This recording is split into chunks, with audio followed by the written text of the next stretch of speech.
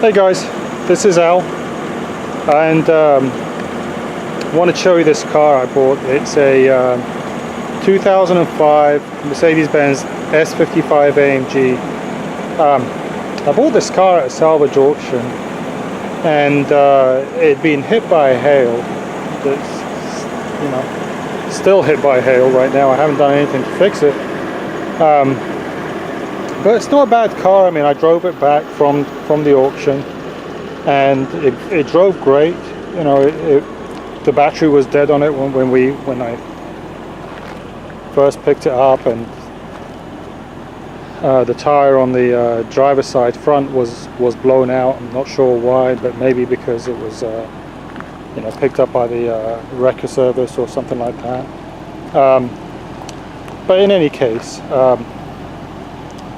I swapped the tire out with the spare, and I put a new tire, you know, just now.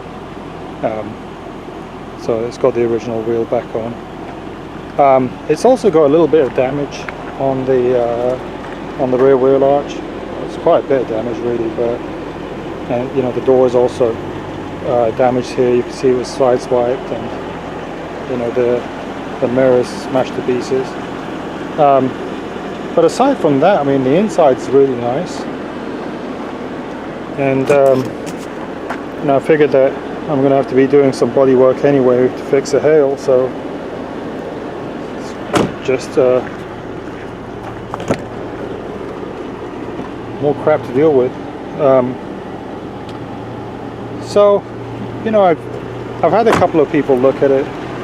A good friend of mine who's a body guy, he's kind of a wizard with metal. He took a look at it, and he was a little bit concerned that the amount of work that it's going to take to fix the hail is more than the car's worth. Which I don't disagree with him if he says that, you know, especially if you're paying a shop, you know, $75 an hour to do the work. Paintless dent repair is kind of expensive, and I was thinking, you know, maybe what I do is, you know, I replace the sheet metal that's been hit, which is mainly the right fender, you know, the passenger side fender, the hood, and the trunk lid, and then you know, have somebody work on the roof, right? Of course, you know, I may have to replace that one door as well. But it's, you know, it's,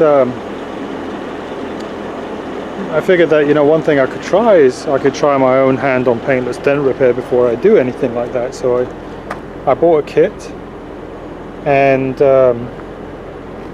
it arrived yesterday. So I'm going to try my hand at it. You know, I'm going to try to work the hood and the trunk lid first, and see if I can make it work, and if I can make it work, and if I can get good at it by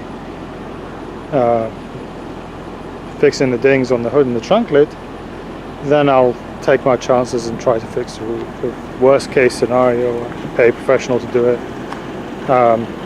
Second worst case scenario, I mean, I turn it into a parts car and then go out and buy, you know, one that has a blown up engine. So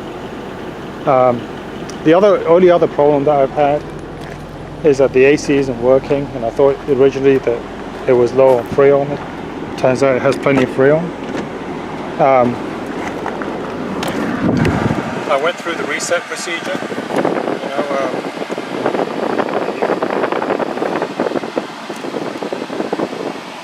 did the cabin filter and the rest setting.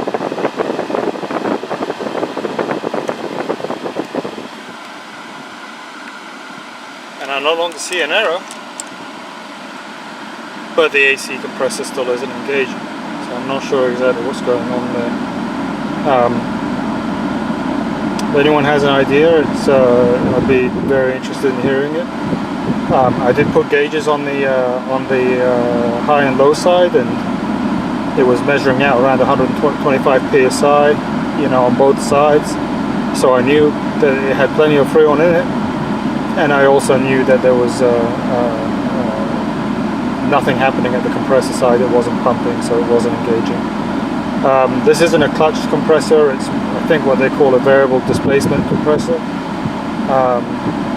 and it always runs, and there's just a some kind of valve that opens and shuts that basically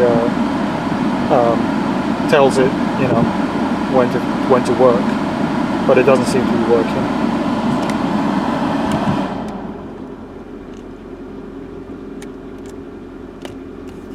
So that's it, really. You know, there's nothing else that